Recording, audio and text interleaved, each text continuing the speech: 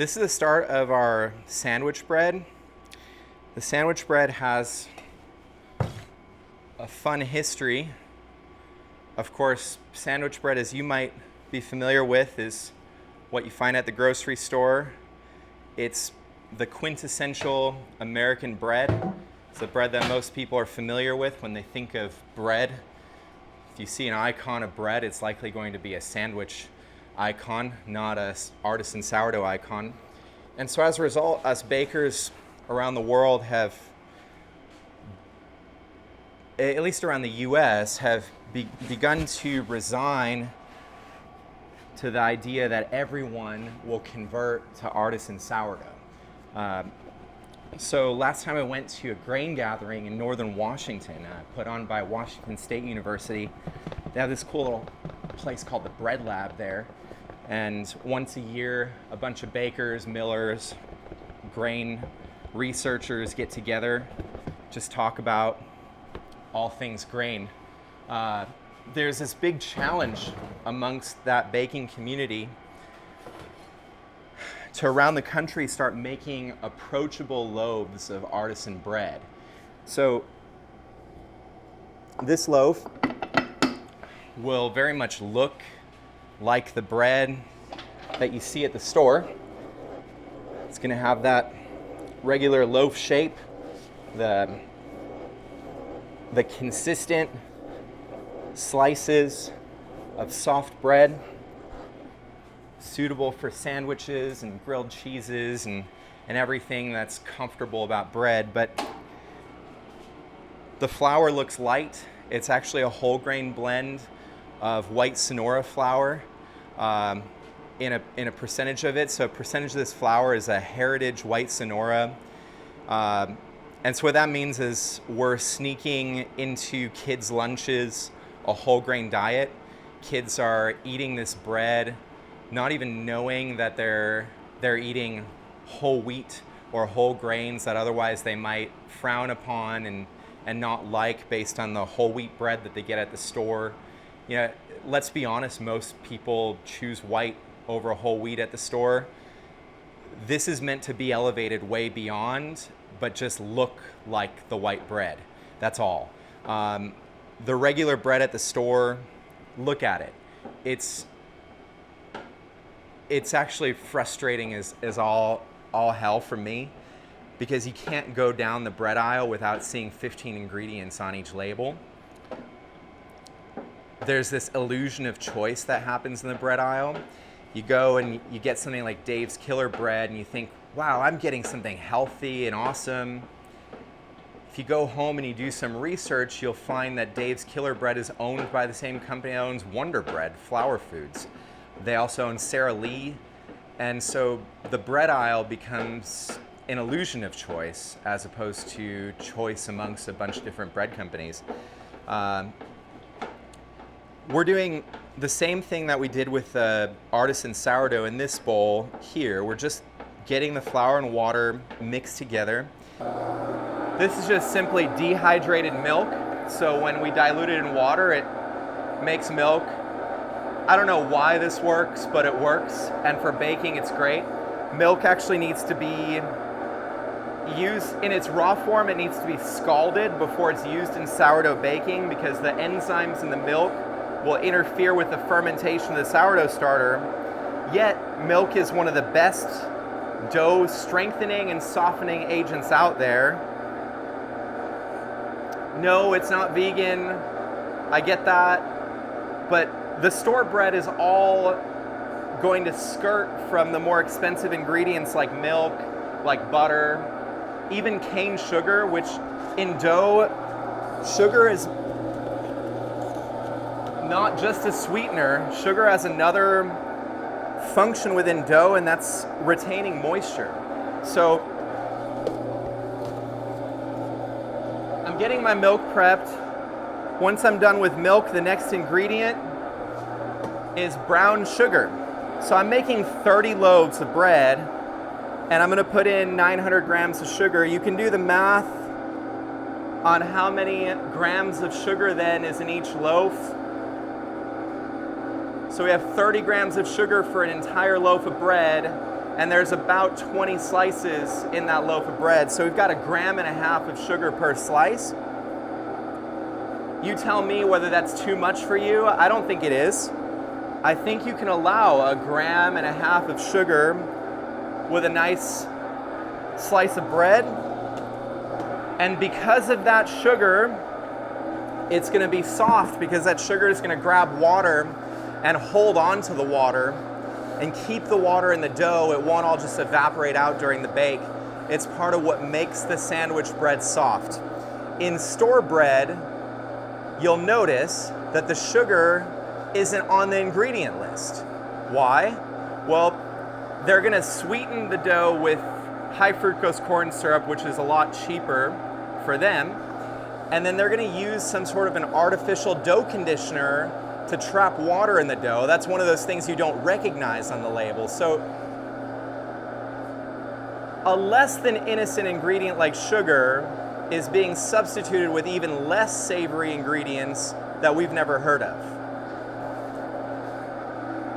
So I'm mixing all this together, I'm sifting. Brown sugar has an aspect to it that's not all that fun to work with. It's sticky and clumps. And so by mixing all of these ingredients together, I'm preventing the brown sugar from just clumping to itself, and it's going to perform better in the mixer. It'll distribute more evenly. This is probably, again, why the industrial bakeries shy away from sugar.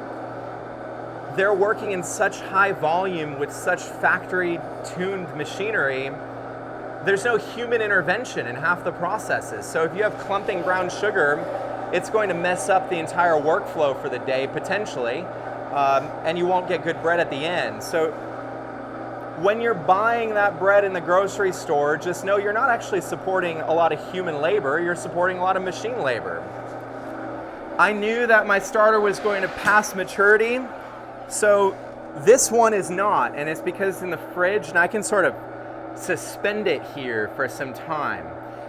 If you look at the rise on the side, typically you can see where the starter started to recede down. So the peak was here, and it's receded down just a small amount, like less than an inch. And so I know that I'm still in pretty good shape, but if this starter was out at room temperature for the last couple hours before I used it, it would have receded even further, and I would have gotten a worse result. You can see this is still really nice and active.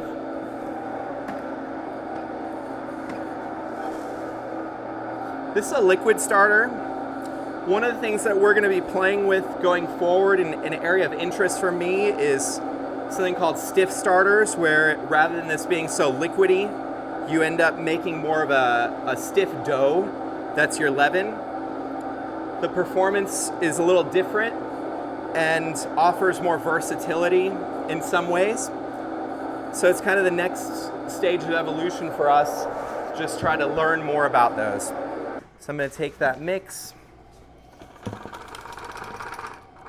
put it in here. I always incorporate on low speed, so this is first speed. We had a long history of hand mixing. In fact, it's still somewhere dug into my identity as a baker, hand mixing, just every day mixing, dozens of bins of dough by hand. And so when we did get a mixer, we were a little bit nervous at first that we would lose something along the way.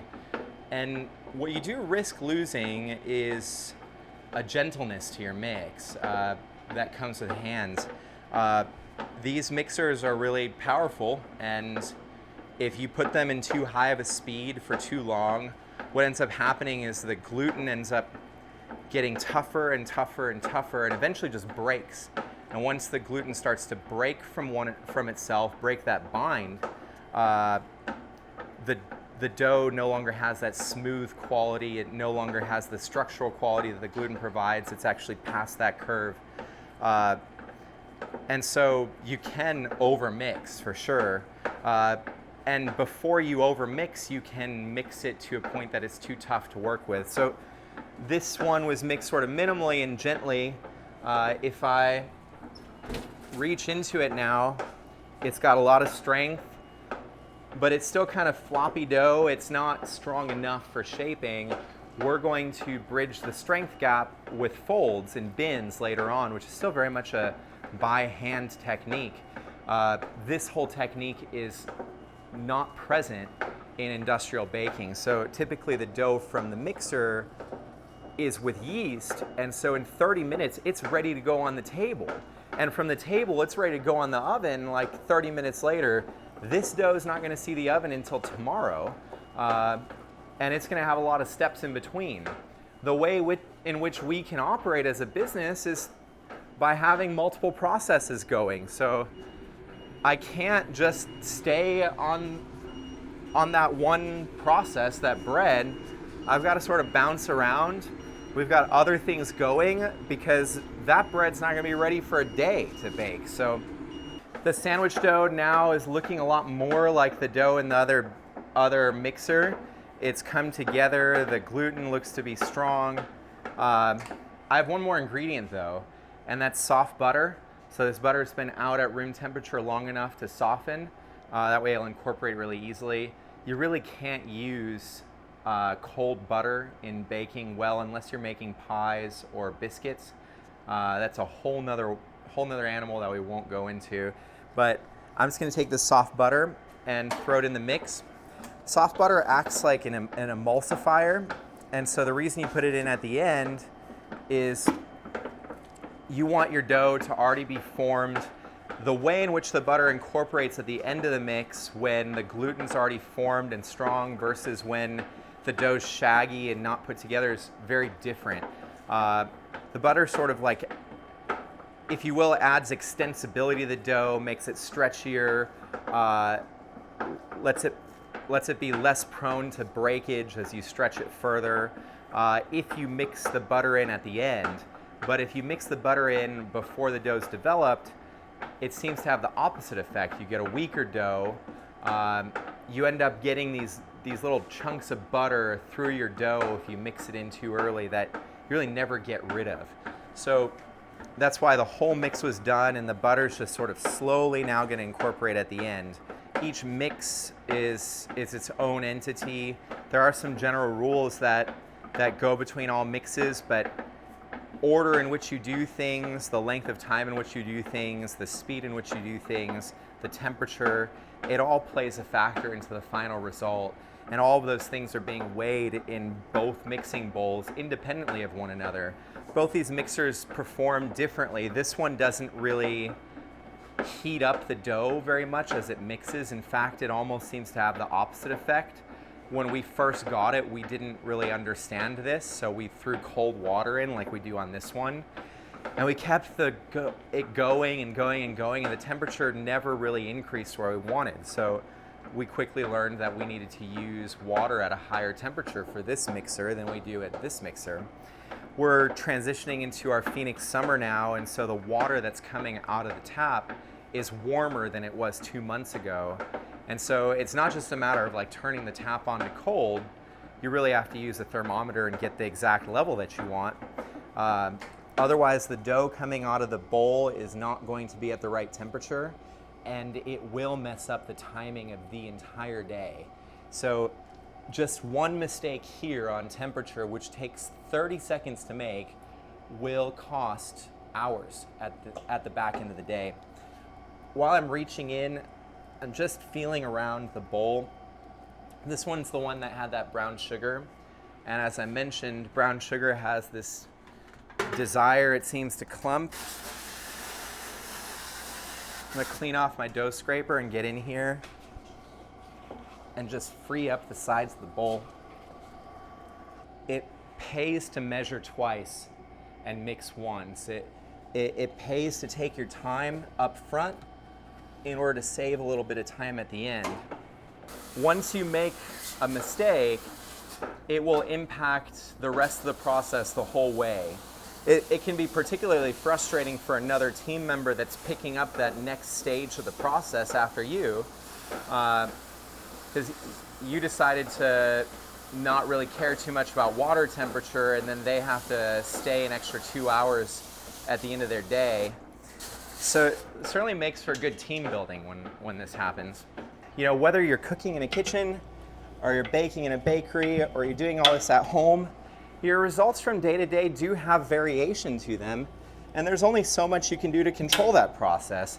In the very beginning, when we first took this business over, about half of it was restaurant accounts, and we ended up having to pull away from restaurant accounts for quite some time. And it was because there is a culture there where everything coming into the restaurant must be uniform and must be exact. It must be to the inch exact. We get pretty close now to the point that we started supporting restaurants again. So most of our loaves look more or less similar, but that didn't happen overnight. That happened through thousands and thousands of reps, and even as recently as today, there was already a weird result. And how long did that result take to make? Like an errant minute in my life. So I think what's sort of important for people to understand with food is that every day it might be a little different, and in experiencing the differences, you're also honing what you like and what you don't like, and sort of a level of appreciation for, hey, like, this is the dynamic of the bread this week, and so as a result, I'm going to do this, this, and this with it. And I think produce falls in the same category. You can't expect real produce made by real farmers to look exactly uniform every single time you go to buy it. In fact, I would just argue that all uniformity is overrated. You know that it's time to scale bread when the sandwich dough is popping out. There's more sandwich dough in a bin than there is the sourdough, because we scale each loaf bigger than the sourdough loaves. We scale these to 1,000 grams, so they're closer to 2.5 pounds than to 2. And that half-pound difference in the bin is probably putting it a little over this bin's capacity. But instead of having different size bins, we just make it work. And we know that when the sandwich loaf is popping out, we better get scaling quick. The dough here is getting impatient, doesn't really want to wait for me, so I can let it be like this. But again, I'm working with a piece of machinery that doesn't really love very proofy dough, or dough that's risen a lot.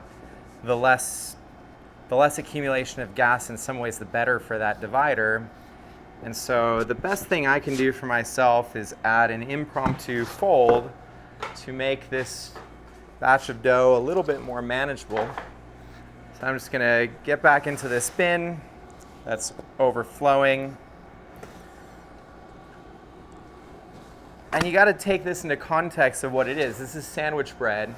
Sandwich bread is not supposed to have these big open airy holes. It's actually supposed to be something you can spread anything on and it's not going to seep through. And so while I don't really believe in compressing or degassing our artisan sourdough, the sandwich loaves actually benefit from it. So the fact that this is proofy and I'm giving it some compression to make it more manageable again, that's totally fine. So now it's no longer overflowing in the bin. I've given it a reset, and I better get to it within the next 20 minutes, otherwise it will do it again, as its sibling bin is doing. Just a few weeks ago, as we were working, this time of day was in the 60s, now it's in the mid-80s. This is ideal temperature, mid-80s, for dough to rise. Actually, 84 is just the perfect intersection between activity in the wild yeast that's present in the sourdough starter and the lactobacillus beneficial bacteria that's in the sourdough starter. At 84, that's like the level at which both parties are multiplying fastest. Well, it's actually 85 in here right now. So I'm definitely against nature. And that's why we have to get back to construction. I've been in here all day today, but I've got to find time to make some progress on the construction project we've got going so that I can get air conditioning in the room next door, the packaging room, which is adding to the heat of this room. I know it's adding to the heat of this room because I know what this room did last summer before it was exposed to that room. And it wasn't 84 degrees in April. More is happening when you're not touching the dough than is happening when you are.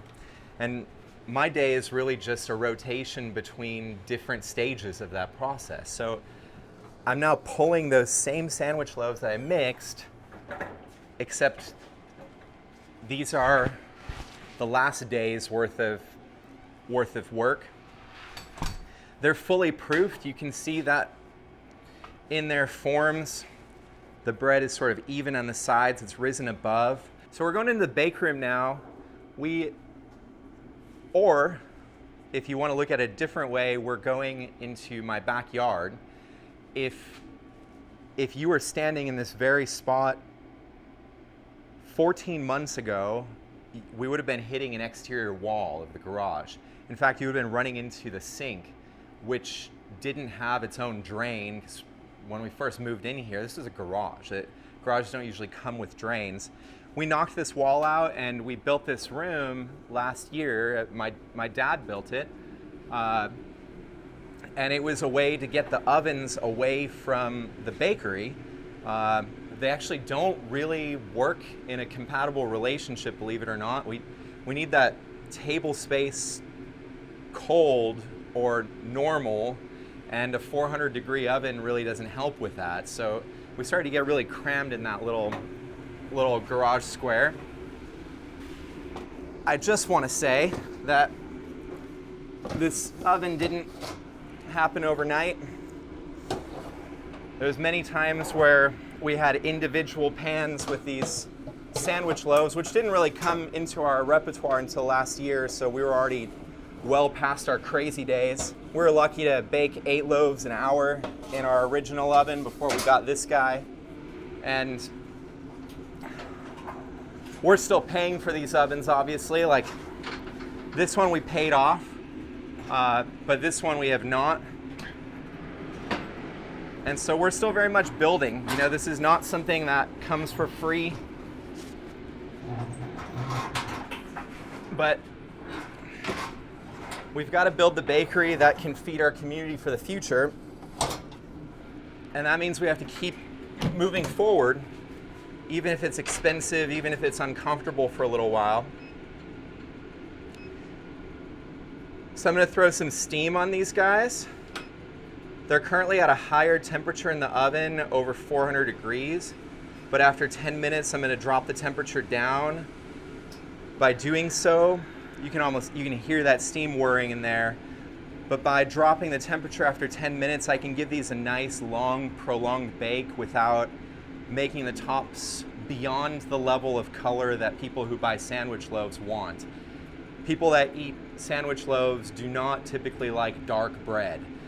So if I end up with even a dark brown color that's not burnt, the majority of the people eating it will not enjoy it. So we need the oven to be low enough for this bake so that I can extend the bake about 40 minutes in total, 40 to 45 minutes, and not burn these loaves. I gotta be really careful not to pull these early.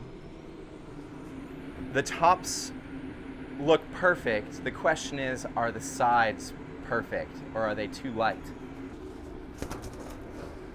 Oh, they're too light. So we're gonna pop them right back in. A lot of baking products are pretty sensitive once you remove heat, so you gotta be careful. That's why I left the rest of the rack in the oven. I don't want these things to collapse on me just because I wanted to check one. I can tell we're closer.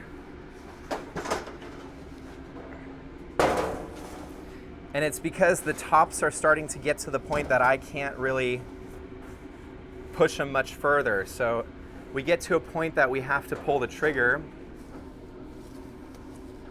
I'm gonna leave these out because they're acceptable, but I am in fact going to put the rest in for another 2 minutes. Really pushing the edge so that we can get even coloring on the sides. This one's not too bad.